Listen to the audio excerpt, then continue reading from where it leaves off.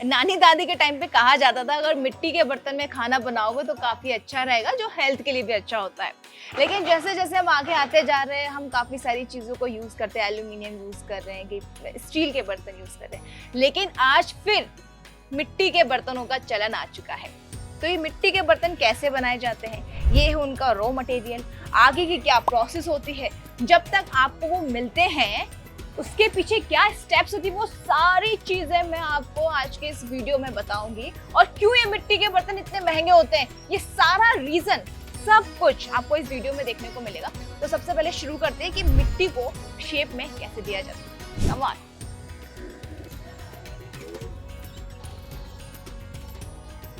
Wow, तो ये बन रही है मिट्टी की बाउल्स, जो आपने अक्सर रेस्टोरेंट्स में या कहीं बाहर ढाबे पे अगर हम खाने जाते हैं तो हमें ऐसे बर्तन देखने को मिलते हैं और जो काफ़ी पसंद किए जाते हैं। वो कहते हैं ना, एक टेस्ट इनका कुछ अलग ही होता है अगर हम इसमें कुछ खाते हैं तो इस तरीके से इसे प्रिपेयर किया जाता है और कुछ इसी तरह से बनाए जाते हैं दिए, जिसे दिवाली के टाइम पर हर कोई यूज करता है और हर घर में दीपक जलता है।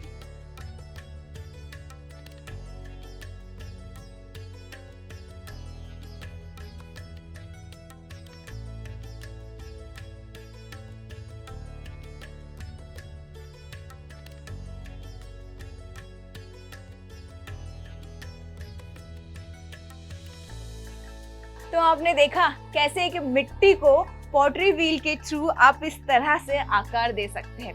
लेकिन ये प्रोसेस सिर्फ यही नहीं रुकी, इसके आगे क्या प्रोसेस होती है, चलिए वो देखते हैं।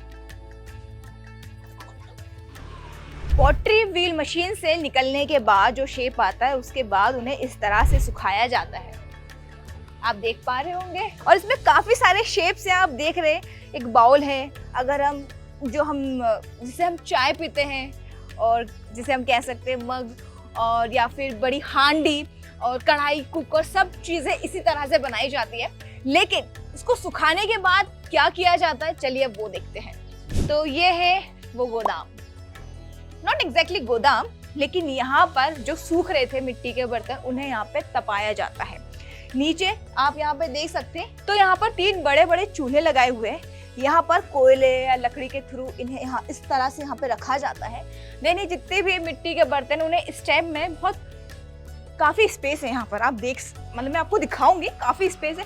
और इसे अच्छे से इसको यहाँ पे रखा जाता है ताकि हीट अप हो, जैसे कहते हैं ना पक जाना, ये यहाँ पर आके पक जाते हैं। यहाँ आके इन्हें पकाया जाता है। उसके बाद, और ये पककर कैसे लगता है, चलो मैं आपको वो दिखाती हूँ। अब पकने की प्रोसेस तो आपने देख ली कि किस तरह से मिट्टी के बर्तन को पकाया जाता है। एक रॉ मिट्टी, उसको शेप में देना, फिर उसे हीट अप करना, उसके बाद उसे पकाया जाता है, तो वो कुछ इस तरह से दिखाई देता है, कुछ इस तरह से। जिसके बाद इसमें पेंट किया जाता है, वो भी सारी चीजें मैं आपको दिखाऊंगी। चलिए आगे बढ़ते हैं। लेकिन अक्सर आपने ऐसा देखा होगा कि जब हम मिट्टी के बर्तन बनाते हैं, क्योंकि मिट्टी इतनी नाजुक होती है कि अगर थोड़ा सा भी क्रैक आ जाए या फिर टूट जाए, गिर जाए, तो फिर नुकसान किसका होगा, पर इसमें नुकसान किसी का नहीं होगा। एक्चुअली मिट्टी का काम एक ऐसा है जिसमें कभी भी नुकसान हो ही नहीं सकता है। अगर कुछ खराब होता है तो भी उसका यूज हो जाता है, अगर वो सही रहता है तो भी उसका यूज हो जाता है। मतलब अगर हम मिट्टी का काम करते हैं ना, तो ये एक ऐसा काम है जिसमें लॉस कभी नहीं होता, इसकी हर चीज यूज होती है। अक्सर घर पे दादी नानी कहते थे मिट्टी के बर्तन में खाना खाना चाहिए। ये है मिट्टी का तवा। मिट्टी के चूल्हे पे रोटियां आपने बहुत खाई होगी, लेकिन ये मिट्टी का तवा। कलाकारी, ऐसी कलाकारी सिर्फ हमें इंडिया में ही देखने को मिलेगी। जैसे कहते हैं ना, मेरा भारत महान। यहाँ पे काफी क्रिएटिव लोग हैं। और अब देखते हैं कि अगर ये मिट्टी के बर्तन टूट जाते हैं तो उसका किस तरह से यूज किया जाता है। चलिए, अक्सर आपने देखा होगा कि हम जब मिट्टी के बर्तन लेते हैं, वो कहीं से क्रैक हो जाते हैं या टूट जाते हैं या फिर चटक जाते हैं। आपको क्या लगता है, क्या वो वेस्ट हो गए? नहीं, मिट्टी का काम ऐसा है जो कभी वेस्ट नहीं होता, इसका भी यूज होता है। मिट्टी से बनी हर एक चीज का इस्तेमाल किया जाता है, वो कभी भी नहीं फेंका जाता। वो कैसे, चलिए मैं बताती हूँ। टूट गया ना, कैसे यूज करेंगे इसका, ये जानते हैं। तो सबसे पहले इन्हीं मिट्टी के जो बर्तन टूटे हैं, इनको बहुत बारीक बारीक टुकड़ों में इन्हें किया जाता है, लाइक दिस।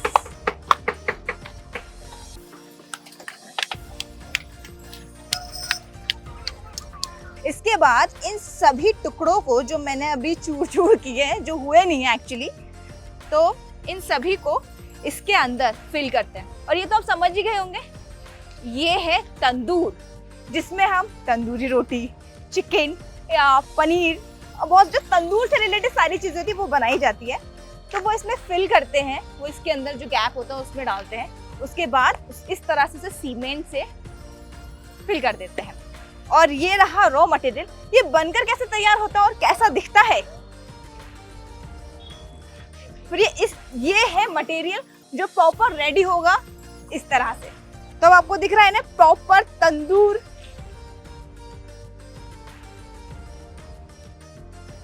तो ये थी मिट्टी की कुछ छोटी सी कहानी जो मैंने आपको बताई कि आप कैसे यूज करते हैं मिट्टी का। लेकिन अभी इस वक्त मैं खड़ी हूँ बैंगलोर के पोएट्री टाउन में। ये पोएट्री टाउन एक ऐसा टाउन है जहाँ हर जगह सिर्फ आपको मिट्टी के बर्तन, मिट्टी से रिलेटेड चीजें ही मिलेगी। लेकिन इसके पीछे भी एक कहानी है। वो क्या कहानी है मैं आपको बताऊंगी, लेकिन पहले थोड़ी और चीजें मैं आपको दिखा दूं कि मिट्टी में क्या क्या चीजें बनती है और कितनी अट्रैक्टिव लगती है। चलिए, तो इसे तो आप पहचान ही गए होंगे, अगर नहीं पहचान में आया तो मैं बताती हूँ। ये वही चीज है जो आप घर के बाहर सजाते हैं, लोग उसके ऊपर फूल डालते हैं, लेकिन वो है उसका रॉ मटेरियल। लेकिन जब तक ये आपके पास आता है उसमें काफी पेंटिंग हो जाती है, काफी सारी क्रिएटिविटी दिखाई जाती है, उसके बाद वो आपके घर को चार चांद लगा देती है। तैयार होने के बाद ये कैसा दिखता है ये भी मैं आपको दिखाऊंगी। चलिए आगे बढ़ते हैं। रॉ मटेरियल जो मैंने आपको अभी दिखाया था वो फाइनल में ये लुक ले लेता है जो आपके पास आता है और आपके घर के इंटीरियर को बहुत ही ज्यादा खूबसूरत बना देता है। मैंने कोशिश करी है इस वीडियो के थ्रू कि मिट्टी के जो भी काम होते हैं वो आप तक कैसे पहुंचते हैं। मिट्टी, फिर उसके बनाने का तरीका, फिर जो उन्हें सुखाया जाता है, उन्हें हीट किया जाता है और फाइनल में जब वो आपके पास आते हैं वो कैसे आते हैं। तो इस वक्त मैं हूँ बैंगलोर के पोएट्री टाउन में। यहाँ कहा जाता है कि ये जो पोएट्री टाउन बना है ये एक्चुअली मैसूर के महाराजा की तरफ से दिया गया एक गिफ्ट है। जब मैसूर और मद्रास के लिए ट्रेन का आविष्कार किया गया था उस टाइम यहाँ पे जितने भी लोग रहने वाले हैं वो उसके पार्ट थे। तब उसके बाद उन्होंने ट्रेन डेवलप करी और उसके बाद वो सारे वर्कर्स यही रह गए। इसीलिए कहा जाता है ये जो एरिया है पोएट्री टाउन ये मैसूर के महाराजा की दी हुई देन है, जो आज के टाइम में फेमस पोएट्री टाउन है। दीपावली यानी कि खुशियों का त्योहार। ये दीपावली और ये दिए सिर्फ आपके घर को चमकाएंगे ही नहीं बल्कि घर की सुंदरता में चार चांद लगा देंगे। दीपावली एक ऐसा त्योहार है जिसमें हम तो सजते ही हैं, साथ ही अपने घर को भी एक सुंदर दुल्हन की तरह सजा देते हैं। और ये तो आप जानते हैं कि दिवाली क्यों सेलिब्रेट किया जाता है। 14 साल के वनवास के बाद राम जी अपने घर पधारे थे, जिनके स्वागत में हर घर में दीपक जलाए गए थे और ये रिवाज हम आज तक फॉलो कर रहे हैं। दीपावली सबसे खूबसूरत और मेरा फेवरेट फेस्टिवल आपका कौन सा है? कमेंट बॉक्स में कमेंट कर मुझे जरूर बताइएगा। लेकिन हाँ, इस दिए के पीछे एक बहुत बड़ी कहानी है। इस वक्त मैं हूँ बैंगलोर के पोएट्री टाउन में, जहाँ पर ये दिया अपने हाथों से बनाया गया है, इको फ्रेंडली दिया। और इसकी सुंदरता ये तो आप देख ही रहे होंगे। आपने मेरे शुरुआत के वीडियोस में देखा होगा, मैंने बताया किस तरह से उन्होंने मिट्टी को मेल्ट किया, फिर वो मिट्टी को कैसे वो शेप में लेकर आए, एक दिया का रूप दिया, उसके बाद उन्होंने उसे सुखाया, फिर तपाया, फिर ये जो फाइनल लुक है ये पूरा पेंट करने के बाद आपके सामने आया है। और जब हम मार्केट में जाते हैं तो बोलते हैं oh my god it's too costly, too महंगा। मुझे ऐसा लगता है जब ये सारी चीजें मैंने देखी, एक टाइम में भी इसका पार्ट थी जब मैं बोलती थी कि ये बहुत महंगा है, आई कांट बाय, ओहो प्लीज, बार्गेनिंग करती थी, बहुत ज्यादा करती थी। लेकिन जब मैं यहाँ पर आई और मैंने इस चीजों को करीब से देखा तो यहाँ मिट्टी के या सजावट के पैसे नहीं है, यहाँ लोगों की मेहनत के पैसे हैं। अगर हम किसी को देते हैं इस दिए की अगर हम प्राइस 1000 भी दे रहे हैं तो यहाँ पर हम इसके डेकोरेशन की, इसके मिट्टी की प्राइस नहीं दे रहे हैं, यहाँ पर हम उनकी मेहनत के पैसे दे रहे हैं, जो वो 1 महीने से लगे हुए हैं, मिट्टी का अरेंजमेंट करते हैं, फिर उसे प्रॉपर शेप देते हैं, फिर पेंट करते हैं, सुखाते हैं, तपाते हैं। इतनी सारी मेहनत करने के बाद फिर एक फेस्टिवल आता है जहाँ वो अपने टैलेंट को, यूं कहें कि अपने हुनर को, अपने आर्ट को आप लोगों के सामने सिखाते हैं और उसके बाद हम बार्गेनिंग करते हैं। क्या ये सही है?